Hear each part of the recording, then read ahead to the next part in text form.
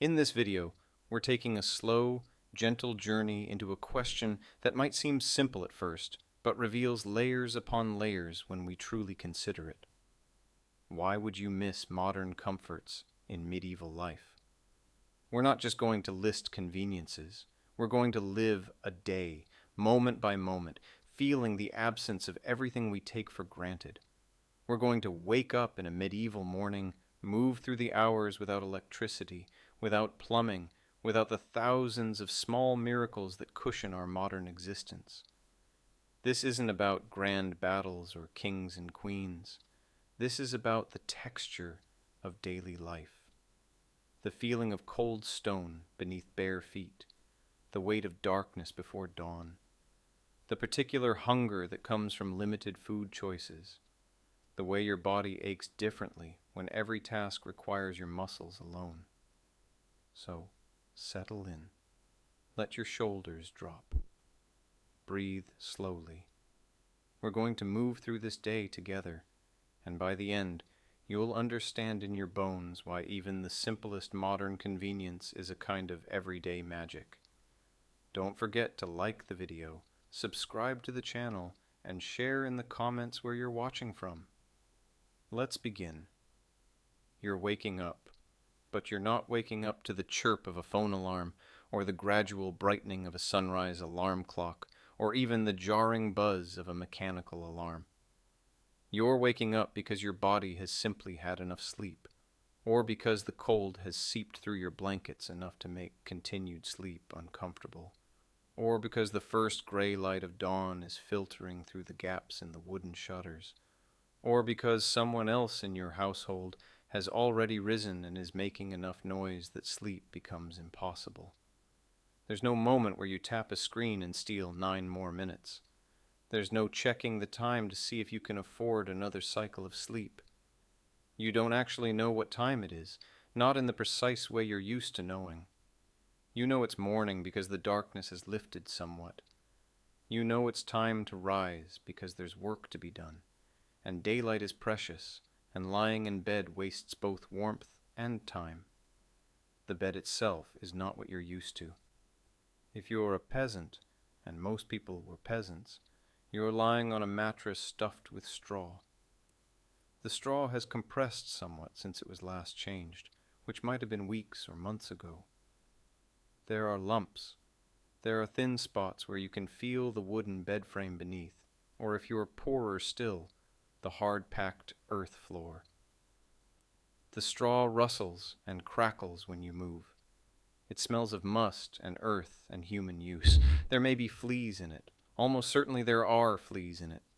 You've been sharing your bed not just with family members, but with small insects that feed on your blood while you sleep. Your blankets are wool, if you have them. Wool is warm but heavy, and it scratches unless it's been washed and worked enough to soften, which is labor-intensive, and not everyone can afford the time or the extra cloth to rotate while one set is being cleaned. The wool holds smells. It holds the smell of your body, of the smoke from the fire, of the general mustiness of a house where nothing ever quite dries completely because there's no central heating to wick away moisture. You're wearing what you slept in. Most likely you're wearing a long shirt, what might be called a shift or a chemise, made of linen if you can afford it, wool if you can't. You didn't change into special sleeping clothes because you don't have special sleeping clothes. You have the clothes you work in and the undergarment that protects your skin from the rough outer layers, and that undergarment is what you sleep in. You haven't taken it off in days. You won't take it off until it's so soiled that it needs washing, and washing clothes is such an intensive, time-consuming process that it doesn't happen daily or even weekly. It happens when it absolutely must happen. You sit up. Immediately you feel the cold. It's not just cool, it's cold in a way that seeps into your bones. There's no thermostat set to a comfortable 20 degrees Celsius. If it's winter, and let's say it is winter because that's when the contrast is sharpest, then the inside of your house is only marginally warmer than the outside. There was a fire in the hearth last night, but it's died down to embers or gone out completely. No one kept it stoked through the night because fuel is precious and sleep is necessary, and keeping a fire going all night every night would require more wood than you can spare. Your breath mists in the air. You can see it, a small cloud of moisture. Your nose is cold. Your fingers are cold. The parts of you that were under the blankets are slightly warm, but that warmth is already dissipating. You need to move. You need to get to the fire and build it up again. You need to get your blood moving. Sitting still is not an option. But first, you notice what isn't here. There's no bedside table with a glass of water. There's no lamp to switch on. There's no central heating vent beginning to blow warm air. There's no bathroom down the hall with a toilet and a sink and a hot shower waiting. There's no closet full of clean clothes organized by season and purpose. There's no phone to check, no weather app to tell you if you'll need an extra layer today, no newsfeed, no messages, no calendar reminding you what's planned. There's just the cold and the gray light and the knowledge that the day ahead will be full of work, and that you'll do that work with only your body and simple tools, and that you'll do it while being colder than you'd like, and hungrier than you'd like, and probably somewhat uncomfortable in a dozen small ways that you can't do anything about. You stand up. Your feet hit the floor. If there is a floor, if you're fortunate enough not to be sleeping on packed earth, it's wooden boards, rough-hewn, and they're cold enough that you actually gasp a little. Splinters are a real concern. You don't walk around barefoot if you can help it, but you also don't have a neat row of slippers waiting beside the bed. You might have shoes, rough leather things that you'll put on, or you might wrap your feet in cloth, or you might simply endure until your feet toughen up enough that the cold and rough texture don't bother you as much. You move toward the central room of the house, if your dwelling has multiple rooms. If it doesn't, you're already there. The hearth is the center of everything. It's where the fire is, and the fire is life. It's warmth. It's light. It's cooking. It's the difference between surviving winter and not surviving winter. Someone might already be up, crouched by the hearth, blowing on the embers, adding small twigs and then larger pieces of wood. Or that someone might be you. You kneel on the cold stone or earth, and you lean in close to where the embers might still hold a spark of heat. You blow gently.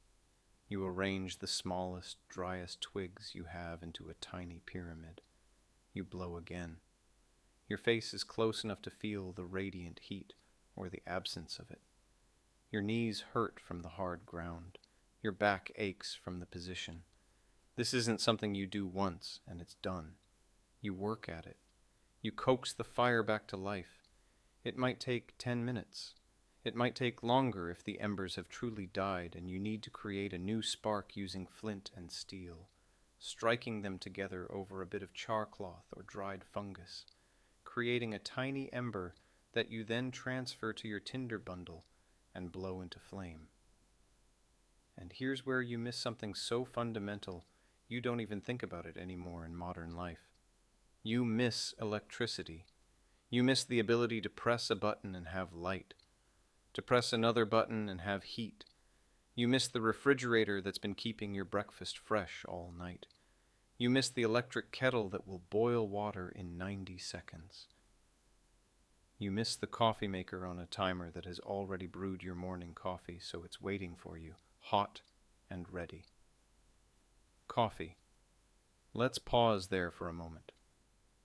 You don't have coffee. Coffee exists in the medieval world, but it's in far-off places. It hasn't made its way to Europe yet, not in any widespread way. And even when it does, it will be expensive, a luxury for the wealthy. You, in your medieval morning, have never tasted coffee. You don't know what you're missing in terms of flavor, but you certainly feel the absence of the caffeine. You wake up sluggish, and you stay sluggish. Your body wakes according to its own rhythms without chemical assistance. You don't have tea either, not the black tea from China or India that will eventually become part of European culture. You might have herbal teas, infusions of local plants, chamomile perhaps, mint, sage. These are pleasant enough, but they don't have the kick of true tea, the clarity that comes from that particular kind of leaf properly prepared. What you have is water, probably. Or you might have weak ale or beer, because in many medieval households, small beer was actually safer to drink than water, which could be contaminated. The brewing process, even for very weak alcohol, killed many of the pathogens that made water dangerous. So you might break your fast with ale, which sounds romantic until you remember it's thin, not particularly flavorful stuff, drunk out of necessity rather than pleasure. But before you drink anything, before you eat anything, you're still cold. You're still trying to get the fire going. Let's say you succeed. The flames catch. They spread from twig to twig, then to the larger pieces of wood. Smoke rises. Some of it goes up through the hole in the roof if you have a proper smoke hole. Some of it doesn't. It hangs in the air, stinging your eyes, irritating your throat. You're used to it. Everyone's used to it. Chronic smoke inhalation is just part of life. Your eyes water slightly. You cough. You move to a position where the smoke bothers you less. The fire is going now. You hold your hands out to it. The heat on your palms and face is immediate and wonderful, but your back is still cold. The fire only heats what's directly in front of it. The heat doesn't circulate through a duct system to warm every room evenly. It radiates out in a small sphere, and beyond that sphere, the house remains cold.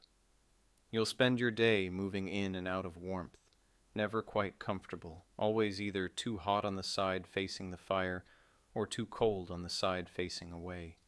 You need to get dressed. What you slept in is not enough for going outside, for doing work. You need layers. You reach for your clothing, which is where you left it, probably draped over a stool or a chest if you have furniture, or hung on a peg on the wall, or simply folded nearby. The clothes are cold. The fabric has taken on the temperature of the room, which is barely above freezing. Putting on cold clothes is an exercise in willpower. The linen or wool touches your skin and you shiver hard. You pull on a long tunic. You pull on hose or leg wrappings. You tie them in place with strips of cloth because elastic doesn't exist. You pull on an outer tunic or a simple dress if you're a woman. You add a belt to keep everything in place and to cinch the fabric closer to your body for warmth. You might add a cloak or a shawl.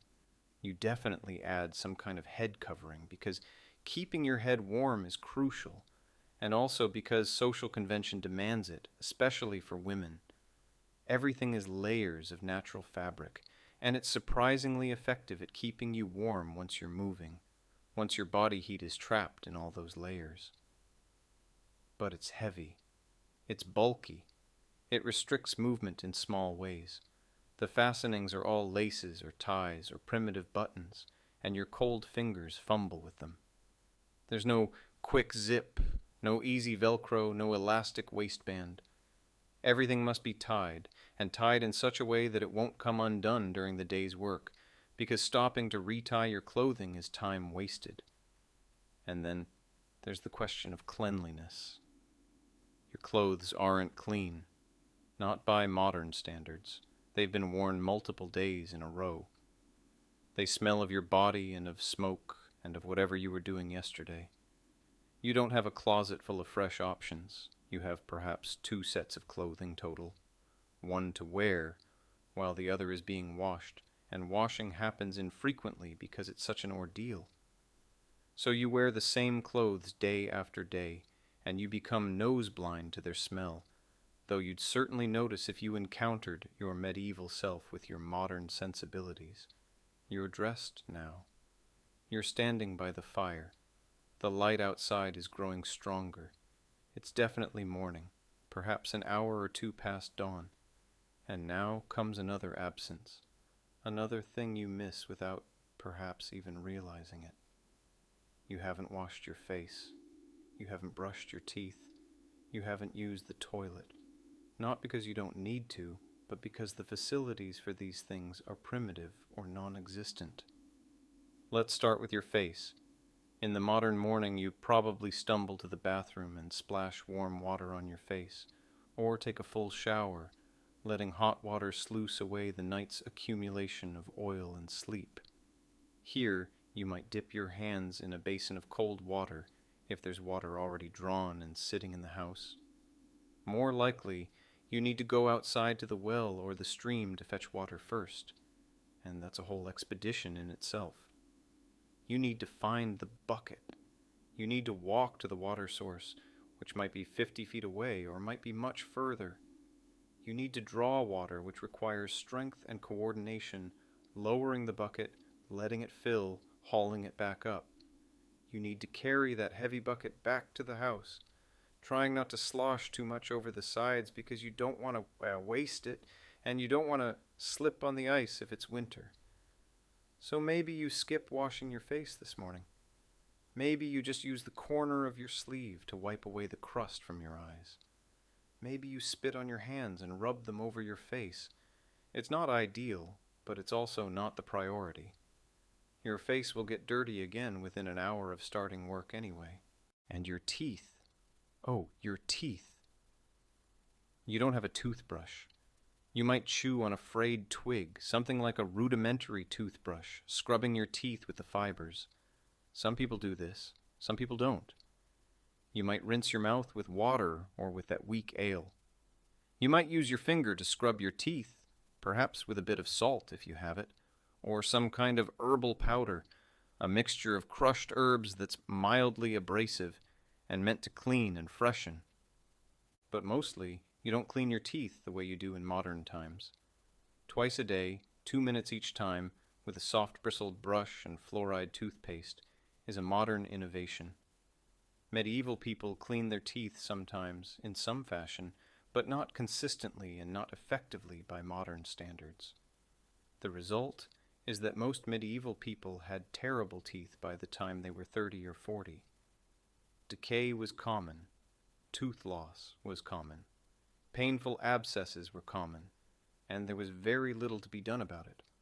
A barber might pull a rotten tooth if the pain became unbearable, but there was no anesthetic beyond alcohol or perhaps some herbal tincture that took the edge off but didn't eliminate the pain. So you face your day with morning breath, with teeth that feel fuzzy and taste stale, with a mouth that won't feel fresh and clean until, well, it just won't feel fresh and clean. That's the reality. And then there's the toilet situation, which deserves its own slow, detailed examination because it's one of the most jarring differences between medieval life and modern comfort. You need to use the toilet. You've been asleep for hours. Your bladder is full. Your bowels might need attention. In modern life, you walk to the bathroom, you sit on a comfortable toilet. You do your business in privacy and warmth. You wipe with soft toilet paper. You flush and everything disappears. You wash your hands with soap and warm water. The entire process takes a few minutes and is so routine you barely think about it. In medieval life, none of that exists. None of it. If you're lucky, if you're wealthy, you might have a privy. This is a small structure, often attached to the house or nearby, with a bench with a hole in it. Beneath the hole is a pit, and that's where everything goes. It accumulates there until someone has the unpleasant job of emptying it, carrying the waste away to dump somewhere less offensive, or using it to fertilize fields because human waste, for all its unpleasantness, is rich in nitrogen and valuable for agriculture. But sitting in a privy in winter is an experience in endurance. It's dark because there's no light. It's cold because there's no heat. The wooden bench is freezing against your bare skin. The smell is indescribable. Even in cold weather, the stench from the pit is strong enough to make your eyes water. You hurry. You don't linger. You do what you need to do, and you get out. And what do you use to clean yourself? Not soft, multiply toilet paper. You might have cloth rags set aside for this purpose, which will then need to be washed, adding to the already considerable laundry burden. You might use hay or straw, which is rough and not particularly effective. You might use leaves, if it's the right season and you've gathered them when they were available. You might use water in your hand, which is common in many cultures, and is actually fairly effective if you're careful about washing afterward, but requires water to be available, and requires you to be comfortable with the process. If you're poor, if you don't have a privy, you might use a chamber pot. This is a pottery or metal pot kept in the house, and you urinate or defecate into it, and then someone, probably you or someone else in the household, has to carry that pot outside and dump it. Where do you dump it? Hopefully in a designated spot. Realistically, sometimes into the street, sometimes into a ditch, sometimes just onto the ground not far from the house. This is a major source of disease.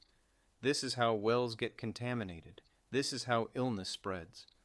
But when you don't have a proper sewage system, when you don't understand germ theory, when you're just trying to get through the day, you do what you can with what you have.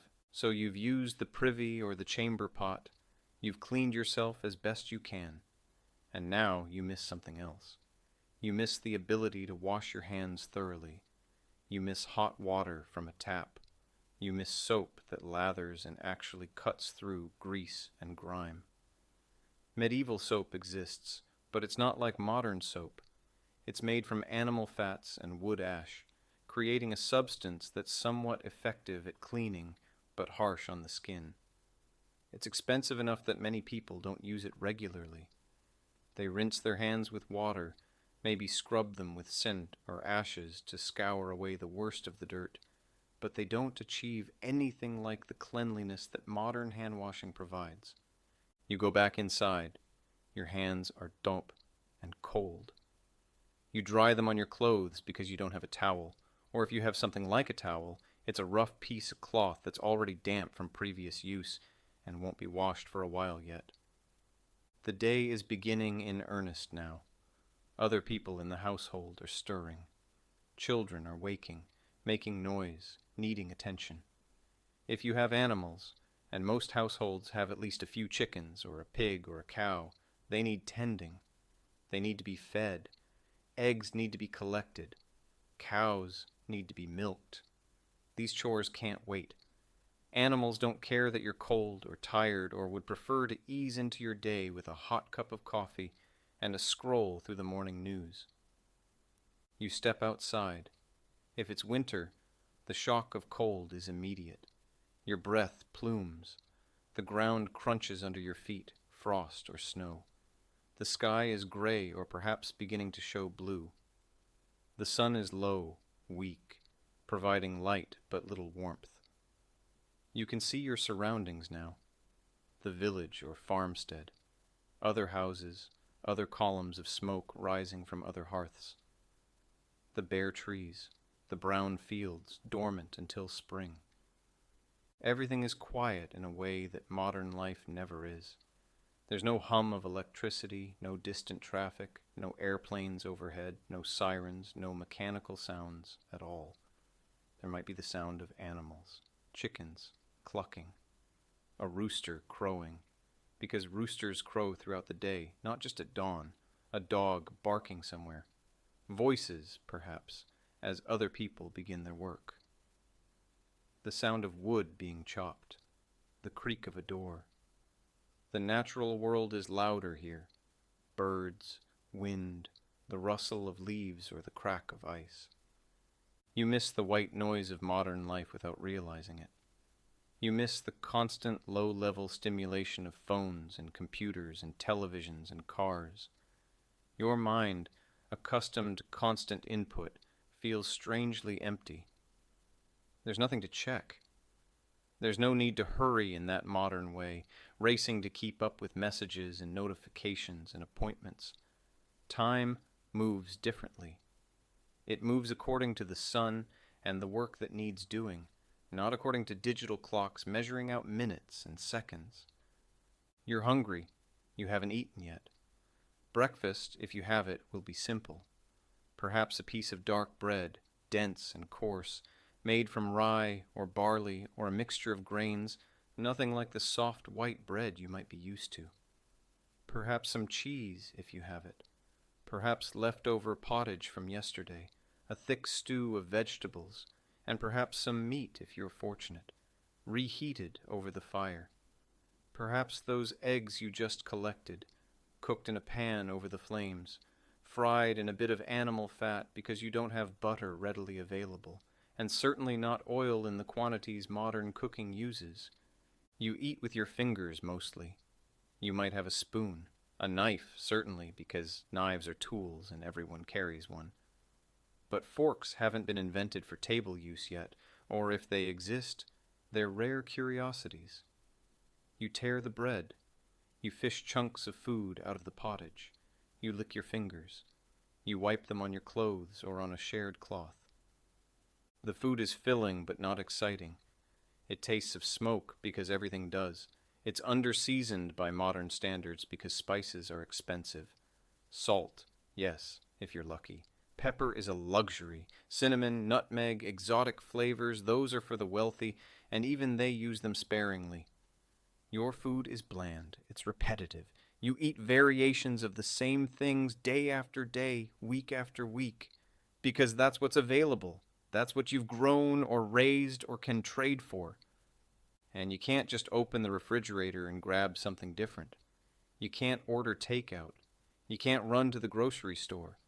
You can't even eat most fruits and vegetables out of season. If it's winter, you're eating stored food. Root vegetables that have been keeping in a cellar, dried beans and peas, salted or smoked meat if you're fortunate, preserved fish, hard cheese, stale bread. Fresh food is a memory and a distant hope for spring. You miss variety. You miss abundance. You miss the certainty that food will be there when you want it. In medieval life, food scarcity is a real concern. Harvests fail. Stored food runs out before spring arrives. Prices fluctuate wildly. A bad year means real hunger. A very bad year means starvation. You carry this knowledge with you. You never waste food. You eat everything. You save scraps for the animals or for the next meal's broth. Nothing is thrown away. The morning is passing. You've woken, you've gotten dressed, you've tended to basic needs, you've eaten something. Now the real work begins. And that work will last until the light fails, until you can't see well enough to continue. You'll take a break midday for a meal. You'll pause when absolutely necessary. But mostly, you'll work.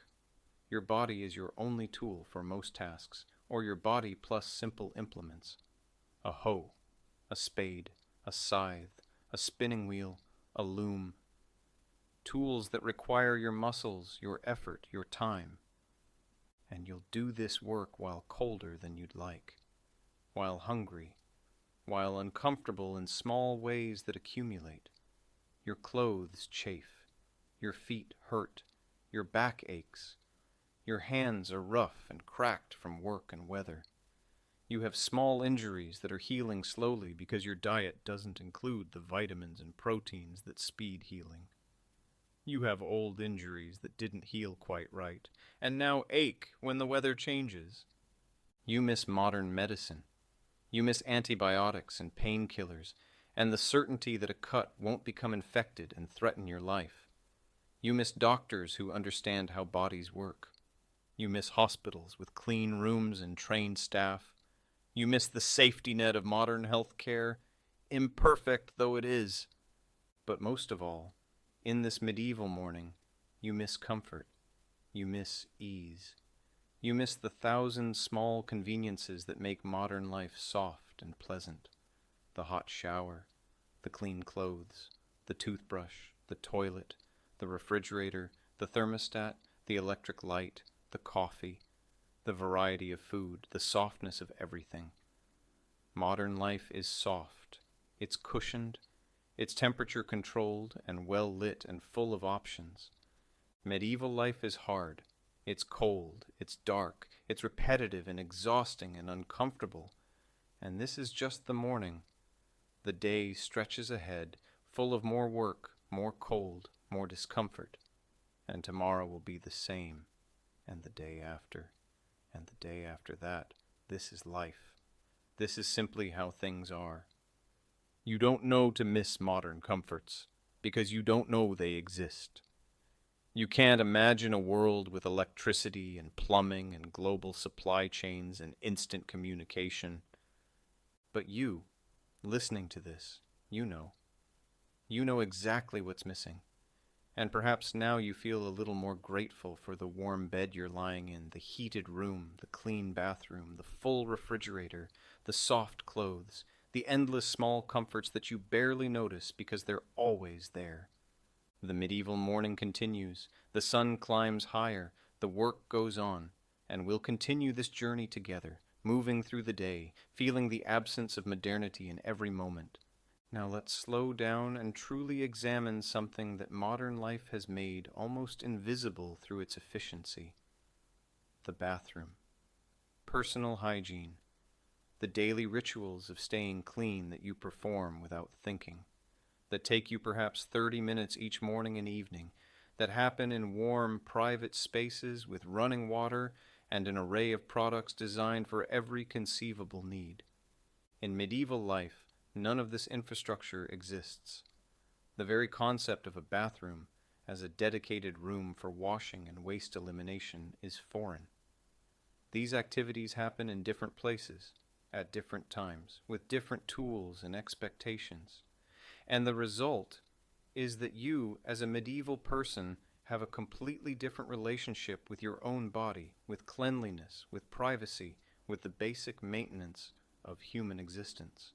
Let's start with bathing, because the myths around medieval hygiene are thick and need to be carefully peeled away to reveal the reality underneath. You've probably heard that medieval people never bathed, that they were filthy by choice, that they feared water. This isn't quite true. But the truth is complicated and varies enormously by region, by class, by time period, within those 1,000 years we call medieval, by personal choice and local custom. Water was not feared. But full-body immersion bathing was not a daily practice, and for good reason. It couldn't be. The infrastructure didn't exist to make it possible. Think about what a modern shower requires. It requires a reliable supply of clean water, brought directly into your home through pipes. It requires a drainage system to carry the used water away. It requires a heat source that can warm large quantities of water on demand. It requires a waterproof room where splashing isn't a problem. It requires soap and shampoo designed specifically for efficient cleaning.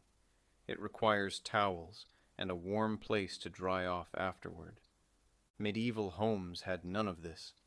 To bathe in medieval times required enormous effort. You had to fetch the water, bucket by bucket, from a well or a stream or a river. If you needed enough water to fill a tub large enough to sit in, you might need to make 20 trips or 30 trips, carrying a heavy bucket each time. And that's assuming you owned a tub, which was a significant piece of equipment, expensive and bulky. Then you had to heat the water. This meant maintaining a very hot fire and placing containers of water near it or in it, waiting for physics to do its slow work. Water has high specific heat capacity. It takes a lot of energy to raise its temperature. You might spend an hour or more heating enough water for a bath, feeding the fire constantly, watching the containers so they didn't boil over or crack from the heat. Then you had to carry that hot water to wherever you were bathing. If you were wealthy enough to have a tub indoors, you carried it there. More likely, the tub was outside or in an outbuilding, so you carried hot water out while it steadily cooled in the open air. You mixed it with cold water to achieve a tolerable temperature. You finally got into the tub. And the bath itself was a finite resource. That water represented hours of work. So typically, if a household bathed, They bathed together or in sequence. The cleanest person first, then the next, then the next. Everyone using the same water because there wasn't enough labor or fuel to provide fresh water for each person. By the time the last person got in, the water was gray and cooling and scummy with the dirt from previous bathers. But it was still water, still wet, still better than nothing. After bathing, you had to drain the tub and dispose of all that water which was now dirty and heavy. You couldn't just pull a plug and let it disappear into a drain system. You bailed it out, bucket by bucket, and carried it somewhere to dump it. And then you had to dry the tub and store it because leaving it out would make it weather and deteriorate. The entire process of one bath could consume 4 or 5 hours of labor. For a peasant family where every hour of daylight was needed for survival tasks, for growing and preserving food, for maintaining shelter and clothing. This kind of time expenditure was impossible to justify doing daily or even weekly. So full baths happened infrequently, perhaps once a month, perhaps several times a year, perhaps only in summer when the cold wasn't a factor and water could be used unheated or heated by the sun. But this doesn't mean people didn't wash. They did. They washed strategically. They washed the parts of the body that needed it most. Your face and hands were washed regularly, probably daily, because they were exposed and became visibly dirty. You washed them in cold water mostly, using a basin, a simple bowl or bucket that held water. You dipped your hands. You splashed your face. You wiped with a cloth. You washed your feet, especially in summer when you might be barefoot or in open sandals. Feet get dirty. Feet smell. You'd wash them in the evening perhaps, sitting on a stool with your feet in a shallow basin, rubbing away the day's accumulation of dust and sweat. You washed your private areas, the parts that needed washing for hygiene and comfort. This was done privately, quickly, with a cloth and a small amount of water. It wasn't elaborate. It was functional. Women, especially, had to manage menstruation without modern products, using cloth rags that needed to be washed and reused. So washing those body parts regularly was necessary for comfort and health. So the medieval person wasn't necessarily filthy, but they also weren't clean by modern standards. They existed in a middle state, somewhat clean, somewhat dirty, acceptably clean by the standards of their time and place. And they didn't smell like modern people smell, which is to say mostly neutral with overlays of deliberately applied fragrances. Medieval people had a human smell, the smell of bodies that are washed occasionally but not constantly, the smell of wool and linen that are worn repeatedly, the smell of smoke that permeates everything, the smell of work, of animals, of earth. Your hair is a particular challenge. You're sitting in your medieval morning. Your hair hasn't been washed in weeks, possibly. Hair holds oil. Your scalp produces sebum constantly, coating each strand. In the first few days after washing, this makes hair look greasy. But after a week or two of no washing, something interesting happens. The oil production begins to regulate. The hair doesn't look as greasy. It reaches a kind of equilibrium. Your hair becomes self-cleaning to a degree, the natural oils protecting the strands, and if you brush it regularly, which medieval people did with combs made of wood or bone, you can keep it somewhat neat and distribute the oils more evenly. But you also have lice. Probably you have lice. Head lice were endemic in medieval populations. They're small insects that live on the scalp and feed on blood and lay eggs that attach to hair shafts. They itch. They're annoying. They spread easily from person to person through close contact or shared combs or shared head coverings. Getting rid of them completely was nearly impossible. You could pick them out, sitting in good light, someone going through your hair strand by strand, crushing the adult lice and the nits, the eggs. But unless everyone you came in contact with also got rid of their lice, you'd be reinfested quickly. So lice were just part of life. You accepted them. You managed them. You tried to keep the population down through picking and through occasional washing with strong soap or herbal rinses that might discourage them. But you didn't eliminate them. They were your constant companions, you and everyone you knew. Your teeth, let's return to them, because they deserve more attention. You've eaten breakfast with those teeth. You've chewed coarse bread that's gritty with bits of stone from the grinding process because grain was ground between millstones and tiny fragments of stone inevitably made it into the flour. Over years, this grit wears down tooth enamel. You've chewed whatever else was available, and food particles are now lodged between your teeth, beginning the process of decay that will eventually hollow out the tooth if not addressed. You don't have floss. The concept of cleaning between teeth with a thin thread won't be widely practiced for centuries. You might use a pointed stick to pick at your teeth, dislodging obvious chunks of food. You might swish water or ale around in your mouth. But the tight spaces between teeth remain uncleaned, and bacteria flourish there, creating acid that eats into enamel, creating cavities that deepen over time. Toothache is one of the most common complaints in medieval life. It's a steady, throbbing pain that can make eating difficult, sleeping difficult, concentrating difficult, and there's little to be done. You might pack the cavity with a paste made from herbs, trying to ease the pain.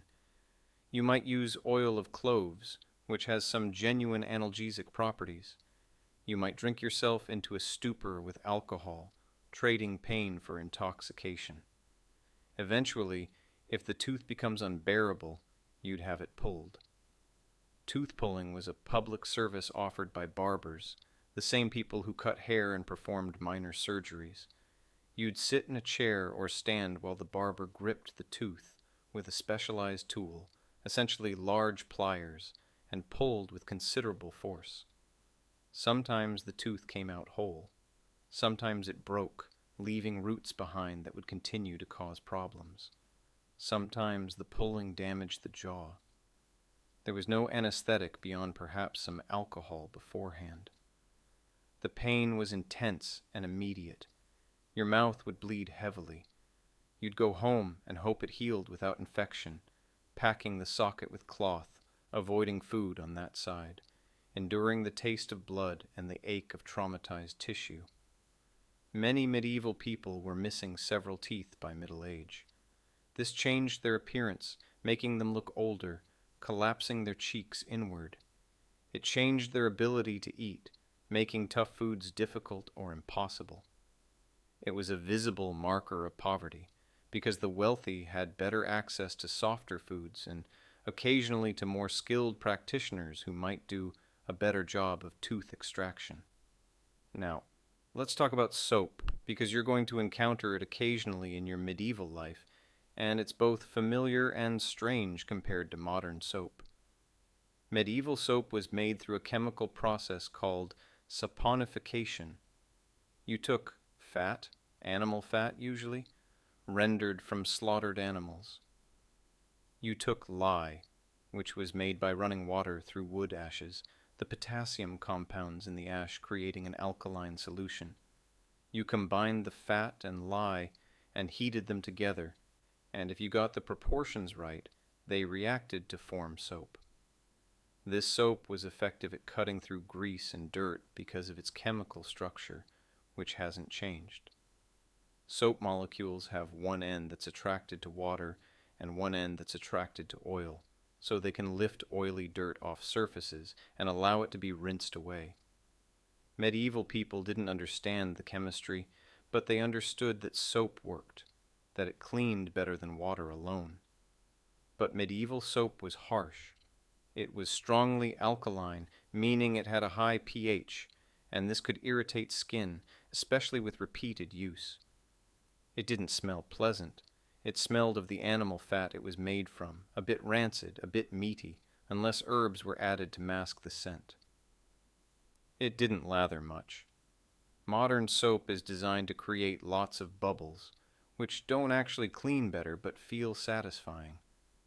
Medieval soap just sort of sat there, slippery and efficient, but not aesthetically pleasing.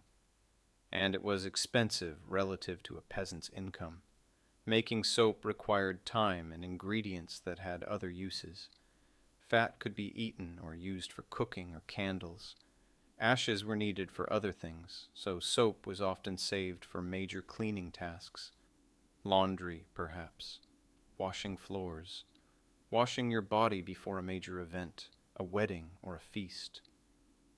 Not for daily hand washing. Laundry.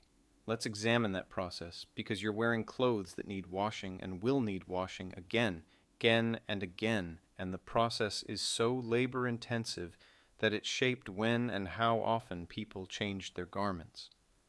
Washing clothes began with sorting.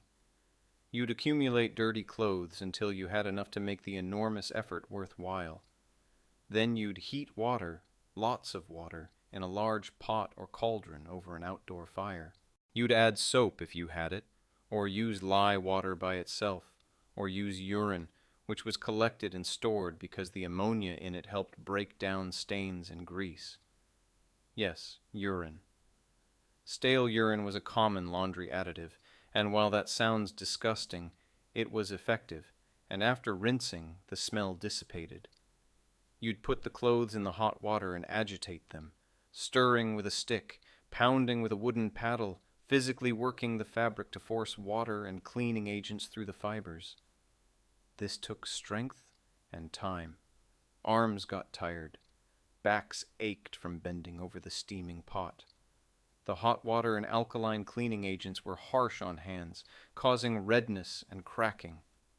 After washing, the clothes had to be rinsed, which meant more water, carried and heated if necessary, or cold water if you could endure it, or if the weather was warm. Rinsing removed the soap or lye or urine, reducing the harshness on skin when the clothes were worn again. Then wringing. You twisted the fabric to squeeze out as much water as possible, because wet clothes are heavy and slow to dry. Wringing required significant hand strength. The fabric fought you, water streaming out as you twisted tighter and tighter. Then drying. You draped the wet clothes over bushes, fences, racks if you had them. In good weather, with sun and wind, clothes might dry in a few hours. In damp weather, in winter, they might take days, hanging limp and cold, sometimes freezing stiff before they dried. And during this time, you couldn't wear them. You had to make do with whatever other clothing you had, which might be very little. The entire laundry process could consume an entire day or more. It was exhausting, physical work. And because of this, it didn't happen frequently. You wore clothes until they were genuinely dirty, not just slightly worn. You aired them out, hanging them in the sun or near the fire, hoping the heat would kill some of the smell. You spot cleaned small stains rather than washing the entire garment. You accepted a level of dirtiness that would be unacceptable now. Undergarments, the layer next to your skin, were washed more frequently because they absorbed sweat and body oils and became uncomfortable quickly. But outer layers, the tunic or dress or hose, those might be washed only a few times a year. They were protected from your body by the undergarments. They didn't get as dirty, and they were also more valuable, made from more fabric, harder to replace, so you took care of them by not subjecting them to the harsh washing process too often, which wore out fabric faster.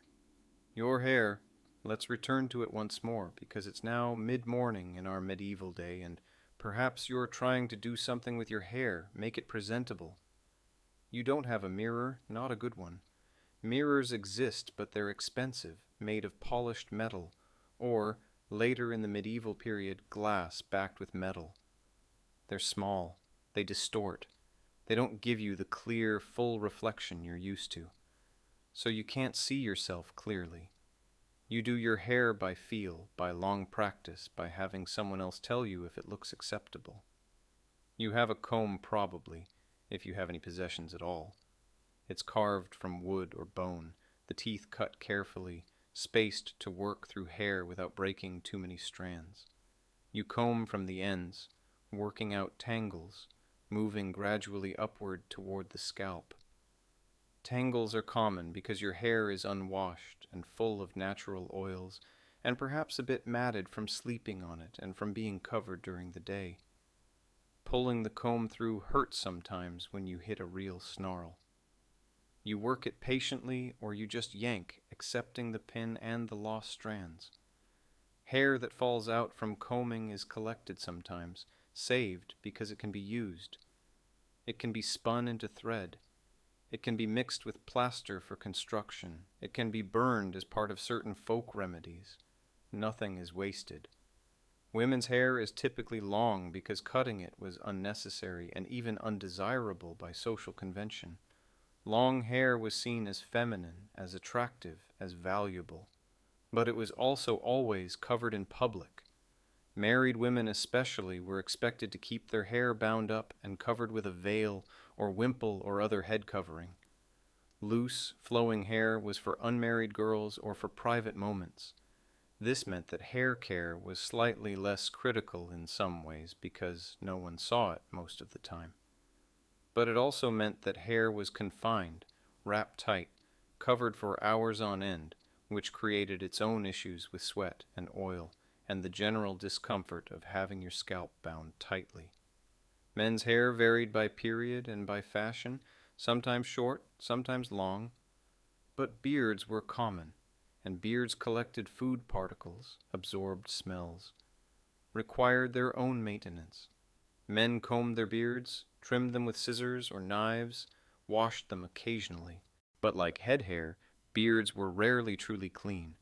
They were somewhat clean, acceptably clean, clean enough. Let's talk about smells more directly, because smell is such a visceral part of life, and medieval smells were profoundly different from modern smells. You're standing in your medieval home mid-morning. What do you smell? You smell smoke, primarily. The fire that's been burning, the smoke that hasn't fully vented. Your clothes smell of smoke. Your hair smells of smoke. The walls smell of smoke. It's the base note of everything, the constant background scent. You smell bodies. Your own body, which hasn't been fully washed in weeks. The bodies of others in the household. The particular smell of human sweat and skin oils and the waste products of metabolism. It's not necessarily a bad smell.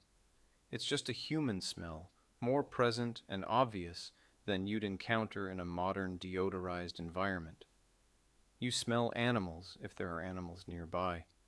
The particular musk of chickens, the earthier, stronger smell of pigs, the warm hay and milk smell of cows, the wet fur smell of dogs. Animals weren't separated from human living spaces as completely as they are now. They might be in an attached building. They might even be in the same building during winter, sharing warmth. Their smells mingled with human smells. You smell cooking, if food is being prepared. Boiling grains, roasting meat if you're fortunate. The sour smell of ale fermenting. The yeasty smell of bread dough if baking day has come. These are pleasant smells mostly because they mean food, they mean sustenance. You smell earth and damp. Houses weren't perfectly sealed. Air came in around doors and through gaps in walls. Damp seeped up from earth floors or through stone. The smell was of soil, of moisture, of things slowly decaying in hidden corners. You smell waste. Not prominently if the household is well managed, but it's there. The privy smell drifting from wherever waste is deposited. The chamber pot that needs emptying. The smell of urine from the bucket where it's being collected for laundry. The general scent of a world where waste disposal is manual and imperfect, and you don't smell artificial fragrances except rarely. No air fresheners, no scented candles unless you're wealthy and burning beeswax with herbs. No perfumed soaps or shampoos, no laundry detergent with mountain fresh or spring rain scent. Just natural smells, some pleasant, some neutral, some unpleasant, all mixing together into the distinctive smell of medieval life. You're used to it. Your nose adapted within days of being born into this world. You don't think about it. But if you could experience it with your modern sensibilities, you'd probably find it overwhelming for the first week. Then you'd adapt, just as people always adapt. The smell would become normal. It would become home. Let's address privacy for a moment, because you've been through several intimate activities this morning, and privacy, as you understand it, hasn't really existed for any of them. Medieval homes were small. Space was expensive, whether you're talking about a peasant cottage or even a wealthy house. Rooms were shared. Multiple people slept in the same room, often in the same bed. Children, parents, sometimes extended family or servants if the household was large enough to have servants. This meant that bodily functions happened in close proximity to others. You dressed in front of people. You washed, to the extent you washed, in front of people. You used the chamber pot with only a thin curtain or no curtain at all between you and others. You slept while others were still awake, or woke while others slept, trying to be quiet but not always succeeding. Privacy was a luxury of the wealthy, and even then it was limited. You might have a room to yourself if you were nobility, but the idea of the modern bedroom with a lock on the door, where you can be completely alone and undisturbed, that's a relatively recent invention. Medieval people lived communally. They were accustomed to being seen, to being heard, to conducting their lives in the presence of others. This changes your relationship with your body. You're less self-conscious in some ways, because there's no point being self-conscious when privacy isn't an option. But you're also more vulnerable. There are no barriers. Your body and its functions are known to those around you. Everyone knows when you menstruate. Everyone knows when you're sick. Everyone knows what your body looks like because they've seen it in various states of undress. The body isn't mysterious or private. It's just there, just another fact of daily life. Now midday is approaching in our medieval day. You've been awake for hours. You've done morning chores. You've worked at whatever tasks are yours. You're tired already. Your back aches. Your hands are rough and probably have small cuts or scrapes from work. Your feet hurt. And you still have the entire afternoon ahead. You miss comfort on a fundamental, bodily level. You miss the ability to be truly clean, to take a hot shower at will, to wash your hair with shampoo that smells good and makes your scalp tingle. You miss soft towels and moisturizer for your rough skin. You miss deodorant and toothpaste and dental floss. You miss toilet paper and wet wipes. You miss cotton swabs and nail clippers and all the small tools of modern hygiene. But more than specific products, you miss the system. You miss plumbing that brings water to you. You miss electricity that heats that water. You miss the sewage system that carries waste away. You miss the infrastructure that makes cleanliness easy and automatic. Medieval hygiene was hard. It required constant effort. And even with that effort, you never achieved the level of cleanliness that a modern person achieves with 15 minutes in a bathroom with running water.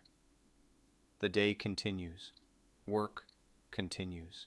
And we'll continue exploring this medieval life, feeling the absence of modernity in every aching muscle and every unwashed corner.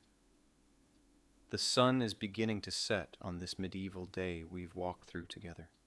The light is fading, turning golden and then gray.